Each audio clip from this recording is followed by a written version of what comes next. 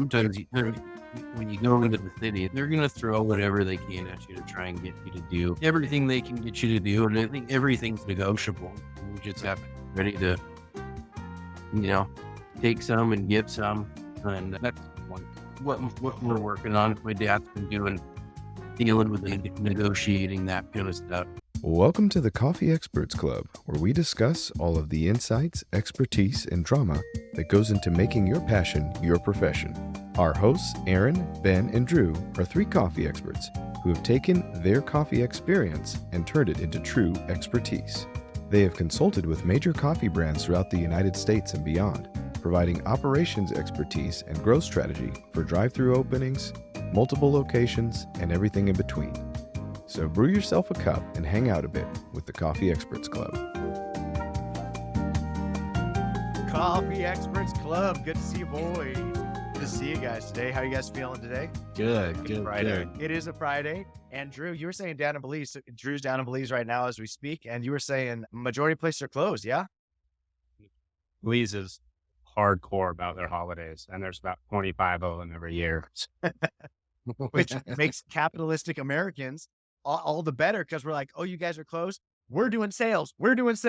Even the bar behind us, right, Drew? Even the bar that's like never closed.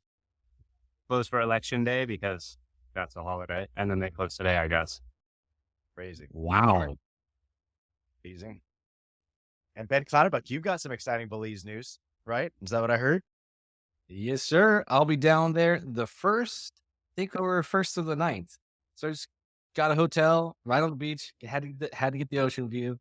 We're just going to chill, leave. I actually went to a barber the other day and she had the best idea. She's like, so you take your baby monitor down there with you, right? So you can put the baby in the hotel room while you go hang out on the beach. And I was like, no, but that's a fantastic freaking idea. That is amazing, dude. Congratulations. That's exciting. Baby little Linnea going down and getting her first Belizean experience, bro.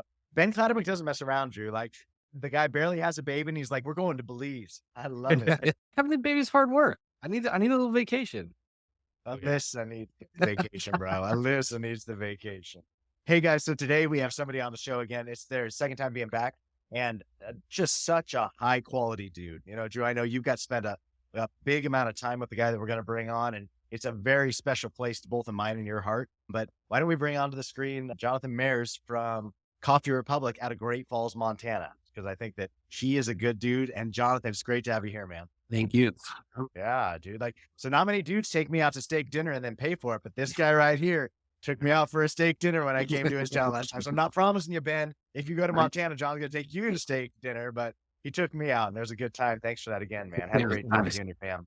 Nice seeing you guys. So I know Drew got to spend a ton of time with you guys in person. You know, it was when you were moving to Montana, you had been there, you were reestablishing, right, and launching your coffee business. And you guys have opened up something so awesome. And really, in all honesty, in all the coffee shops that Drew and I have been in the middle of, you had given us some really new ideas, even on how you were laying out the shop. And I know some of that was the footprint of the building that you were already going into, you know, that you had just kind of had grandfathered into some, but I think it gave you some really unique ideas on where to put the cooler in the middle, and just how much functionality it gave the room around that. You know, Ben and I battled through so many locations where it was like the thing was just a Cracker Jack box size, and we're trying to jam more and more equipment and like more and more things in.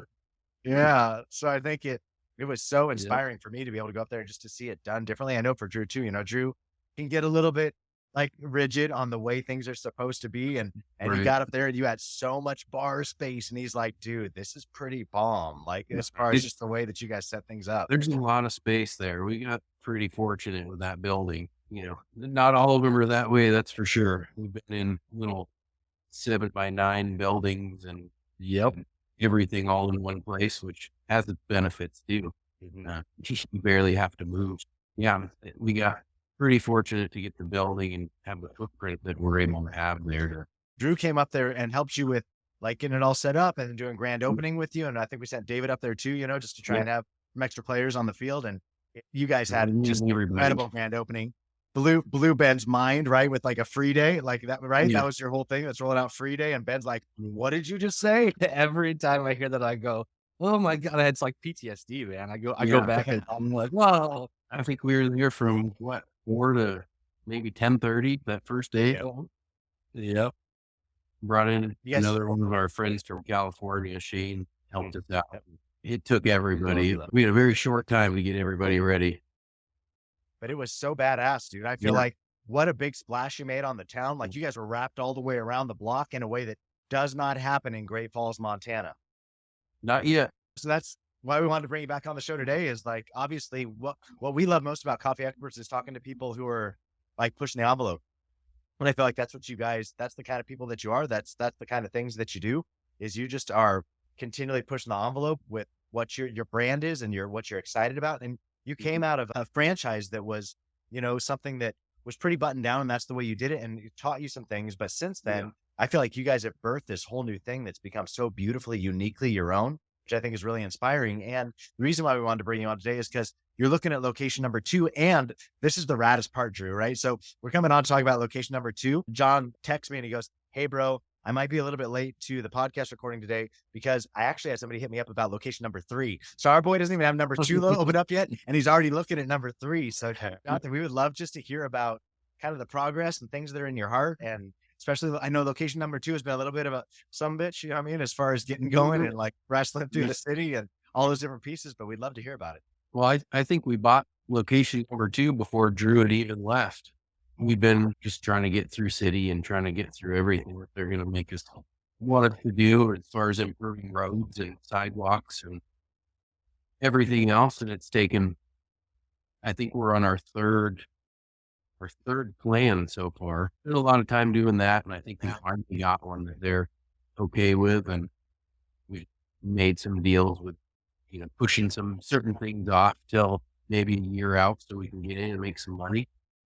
I thought that was really smart when you and I were talking about that and you were like dealing with the city and like, hey, if you're going to put these extra parameters on us, let us tell you what we think is only fair in that. And I thought that was a really good way where you were like, hey, we'll do it, but not right now. And if we're going to do it right now, then what that's going to mean is this. And I thought that was such good, like negotiation tactic and not something I've seen many other people do where you're like, most people like the city tells them to do something. They're like, okay, that's what we'll do then. But like, I feel like you guys came back, you're like, hey, we'll do that.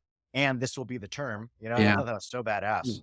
Bottom line is if we have to do all the things they want us to do right up front, we can't afford to do our building and either you work with us or here goes the building and it'll sit here for another 20 years with nobody doing anything to it. Yeah. I wonder too, like, especially with how successful you guys are, how much more leverage that gives you too with the city, because, if they want a successful business there, right? They want something there. Being a part of a small town, it's kind of, if you're not in with the good old boys yet, certain people get away with more than others. But yeah, I think we're getting there. We've proven the concept and we've proven we're going to stick around. I think that, we're not going to just come in and throw something up and close it down 2 years later.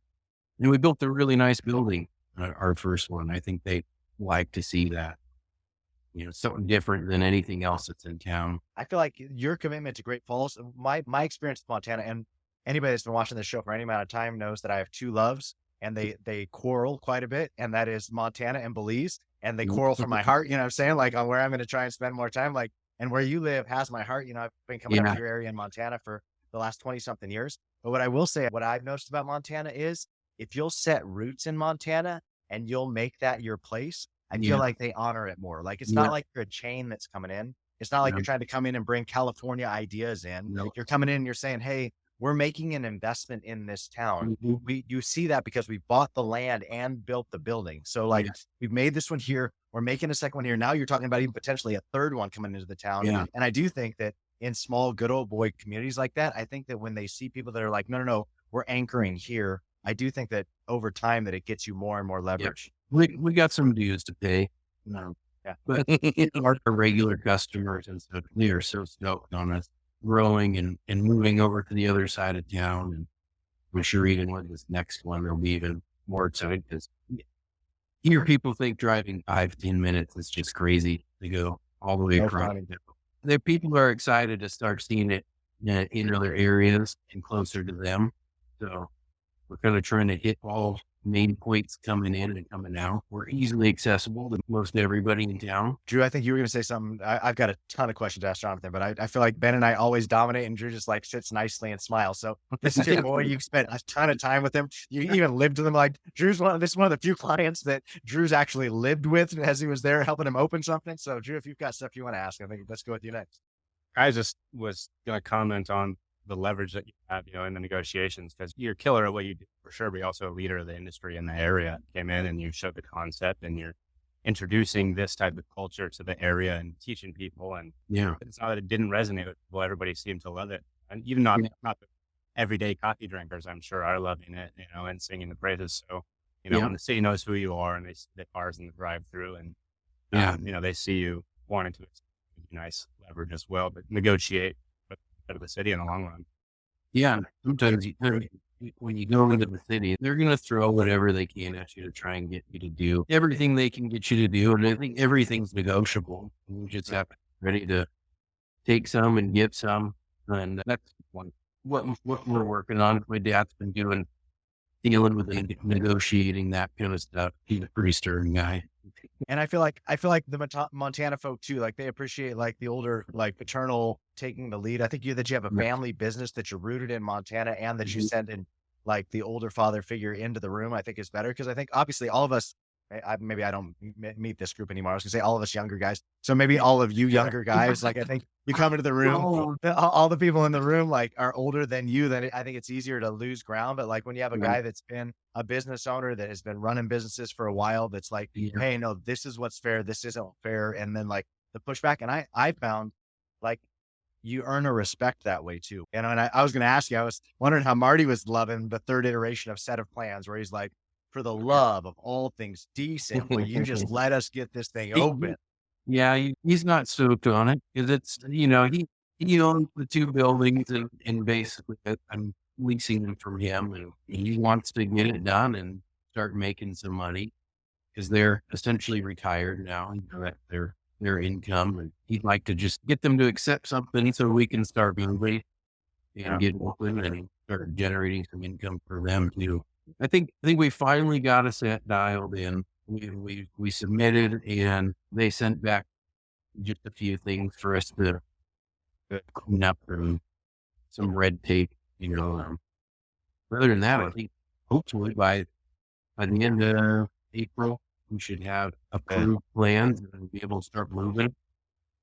Great.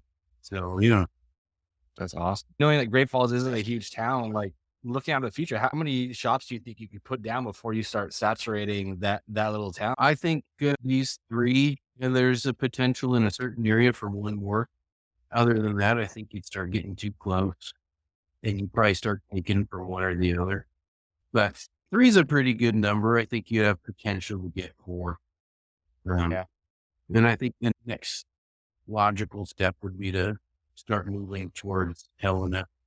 I was going to say, when you and I sat down, you're like, hey, this guy's not just dreaming for Great Falls. This guy's dreaming bigger than Great Falls, So I think it's really good. Thinking of all my friends in Indie Coffee Coalition, just thinking about the hundreds of thousands of dollars we've saved coffee shop owners just like you, who are not franchisees, who are looking for deals on their fat mix and their energy drinks. Why should the franchises get all the deals, right? Indie Coffee Coalition was built with the idea of saving you, the little guy, tons of cash. So if you're a coffee shop owner, you have 1 to 3 coffee shops, and you're serving blended drinks or energy drinks, we can substantially save you money and keep more money in your pocket.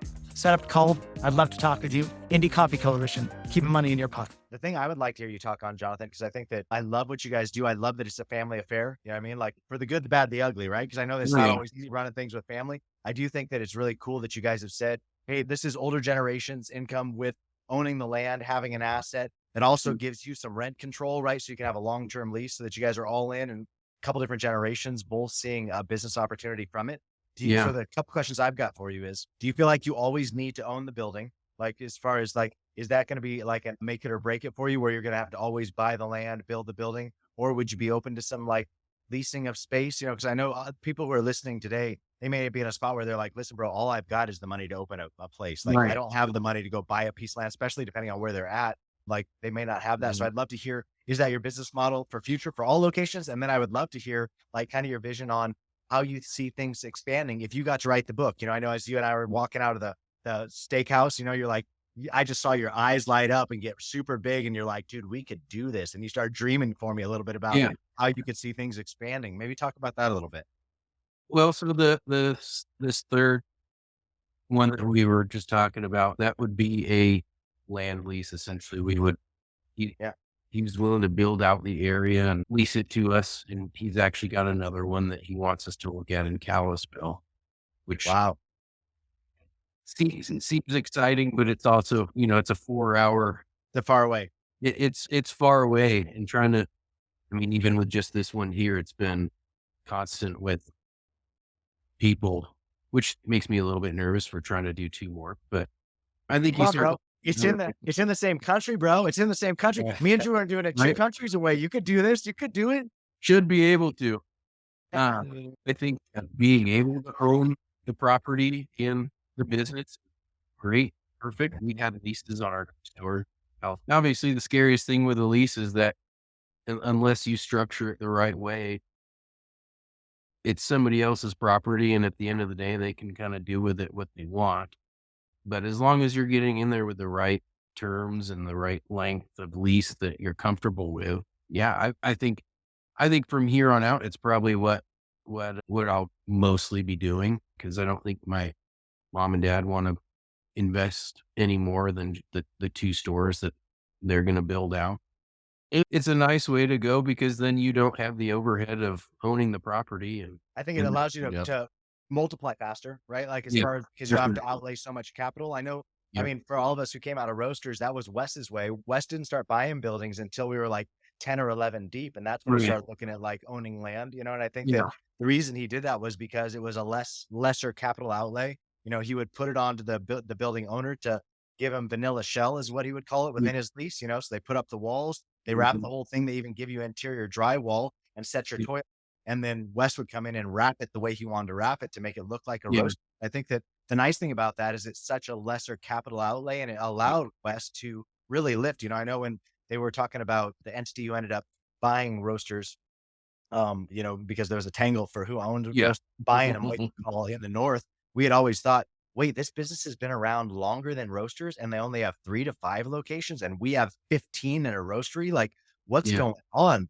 But I do think that what it was Wes was a driven dude, and he Yeah. had a preset business plan of he took any capital he had and he rolled it into a new store, and any capital he had and rolled it in a new store, and he found an investing partner that he could negotiate a long-term lease with. That when he Yeah. went on a land lease, that it wasn't just going to be for a 5-year stint, but he was like, no, 20 or 30 years, because he found developers that were wanting to partner with him and partner up in a neighboring business. His was drive-through car washes, so the drive-through car wash would go on the land, then he would put his coffee shop on the land, and they could just like, Yeah. outlay that and outlay that. As long as the ingress egress was right, as long as the traffic count was right, Wes was like, yes, Yep. yes, yes. And I think Yeah. that there's a way that you can really grow fast if you don't necessarily try and own all the capital, but I do think it's a great play when you can have a little bit of both, Mhm. Yeah, I think for the first one, especially for us coming to a new area and not quite knowing just how it was going to work out and how it would take off, at least knowing that we wouldn't lose our building. We had the time. My parents at first were like, if we can't make rent, we can't make rent. We'll get this thing going and we'll get it to that point. So for me, it was a perfect situation. It doesn't always work that way. And leases can be great. I mean, like you said, you have to put out much less money. I'm leasing from my parents, so it's kind of a special deal, but still leasing it. So I didn't have to put out the capital. We got our store. We spent the money on getting the stuff inside, the machines, all the product, all the shelving, all the, everything getting drew out, and got to focus on that stuff, which is huge. Absolutely. I'm curious how you're feeling going into location number 2 now that everything that leads up to that grand opening, that crazy free deal. Does that make you as apprehensive for store number 2 or less apprehensive? Like, I know for us when we opened stores, and every time it was like, oh wait, I thought this was supposed to get easier every time we go on. I'm curious if you're feeling like less anxious about it. Not less anxious. I think in one way it'll be easier will be the fact that I do have a store now that's doing well Yep. and Yeah.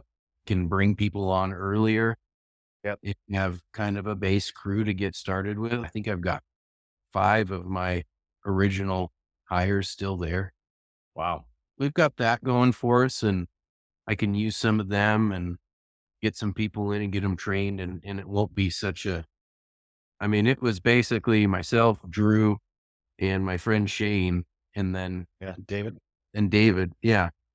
And that was it all day long. We had some people who kind of knew what they were doing, and we kind of had to direct them and say, get me 2 pumps of this, get me this, and grab that. It was all day long. So I think we'll have more help this time. Still going to be a wild day, wild week of just stuff. And that's when everything seems to happen. Things break, you run out of stuff. Yep. The city gets mad at you for cars in the street, whatever it is. I don't know if it could get easier. Right. You think you have everything planned out, and then everything changes right at the beginning. Are you thinking about doing a free day for number 2 also? I thought it was smart. Right. The way that you phrased that. And I like Ben, I remember the days, right, when Ben pushed back. And Jonathan, just so you know, I tried to ride your coattails in with Drew, and Drew's like, dude, we can't do it. We can't handle it. Like, it's just, there was no way. But like what you said, I thought was so smart. You're like, hey, listen, we're either going to put a bunch of dollars out for marketing, which may or may not have returns, Yeah. or we can give those same dollars to stoke people out on us and get as many cars through and hopefully start a habit, And so I thought that was a brilliant way to say it. You only do free day one day, and then you do some deal days on the back of it, or you give some giveaways, but like you start making money day number 2 right out the can, and you establish the drive, the volume day number 1. I thought it was brilliant. Yeah. And we did some radio stuff. We have the radio station come. We spent a bunch of money on that. And to be completely honest, I don't know that it had much benefit. People just don't really listen to the radio anymore, even here in Montana. I would have figured, oh, Montana, great. The radio's going to work awesome. Country, right? But it didn't do much. I mean, anymore with Facebook, Instagram, all those things, you can do it for really inexpensive yourself, reach a broader crowd, honestly. Yep. And that free day, I think we had like just over 1,000 cars that first day, So much volume, dude. which was Much big volume. for us. That was a big day. Huge day. But the great thing now too is you're already established. So the second one, Yeah. if you start saying free drinks for a second one, people are like, oh yeah, we know them. We like them. We're definitely going to show up. Nice. It's just going to grow it. And what we found from, we had our store in Oceanside, and then we opened one about 9-10 miles away in Vista, we're in California. And having that second store, it almost doubled the sales of our first store in Oceanside. So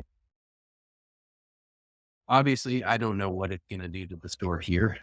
Yeah. I mean, double would be nice, but again, trying to staff something, it's like there's a happy medium. Just always know, obviously, like if you get in a pinch, we always want to be in play. We love you, dude. We love being up there with your whole family. It's just such a joy to be around. It was a lot of work. Back to Montana. It's been fun. Awesome, guys. Well, I think we're going to maybe wrap it up. Maybe any last questions for Jonathan, or any pieces of wisdom, Jonathan, as people are listening. I know obviously taking that first step, it's the brave one, right? You're like, is this going to work? Is this not going to work? And I know we talked about that last time on the show, standing in the parking lot and just wondering, are people going to come? Are people going to show? And I know this last grand opening number 2 for us, it was, an hour and a half different from where we opened our first one, and then an hour on a ferry, to get onto the island. So we're talking about like totally different places. And I was out there crack of dawn, standing in the parking lot, getting ready to, like glad hand the crowd and hype people up as they came through. And like, it was crickets when we first opened. And I'm like, dear God, we've put so much money and time into this. I hope it really works. And then it slammed down and it went off amazing. But it's that brave step. And number 2 is obviously the next brave step. But Jonathan, do you have any just wisdom for people as they're taking brave steps? When Drew and I got there in the morning, we turned the open sign on. It was probably 10-15 minutes before we had even one car. And I mean, the thoughts started racing through my head. Was this dumb? Is this going to work? And then 2 hours later, we were like, holy crap, we need a break. Yeah, I mean, honestly, you never know until you try. And, coffee's just one of those things that's just proven that if you do it right, you have a good product, and you'll stay busy, you'll make money. But you have to do it right. People thought we were crazy that we were going to be open till 9 p.m. And the first 7-8 months, it was really slow at night. And now $150, $200 hours still up until we close. Nice. And Great. Before that, we'd have some hours, some days, nobody from 7 to 9. Yeah. We just stuck with it and did what we knew worked because that's what we've done before. Thankfully, we did have that experience that we had before, and I think it really helped us out. Love that. Love it, dude. Love it. Brother, we've loved having you on the show every time. I'm sure as you do this grand opening again, we'll have you on the backside and talk about how crazy was the grand opening. It wasn't as crazy as the first time with your free drinks. I love how real, like this is the most authentic podcast you probably listen to. What other podcasts are you going to hear like ice dropping off the ice machine behind Drew? Like, I mean, like this is like we got the whole 9 yards happening here. So guys, Yeah. thank you so much for another great time. Jonathan, brother, we love Thank what you you're doing guys. up in Montana.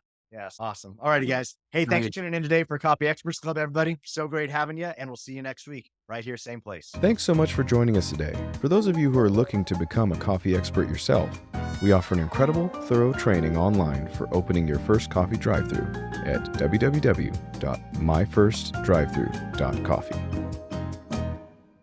Thinking about my friends in Indie Coffee Coalition, just thinking about the hundreds of thousands of dollars we've saved coffee shop owners just like you who are not franchisees, who are looking for deals on their fat mix and their energy drinks. Why should the franchises get all the deals, right? Indie Coffee Coalition was built with the idea of saving you, the little guy, tons of cash. So if you're a coffee shop owner, you have 1 to 3 coffee shops, and you're serving blended drinks or energy drinks, we can substantially save you money and keep more money in your pocket.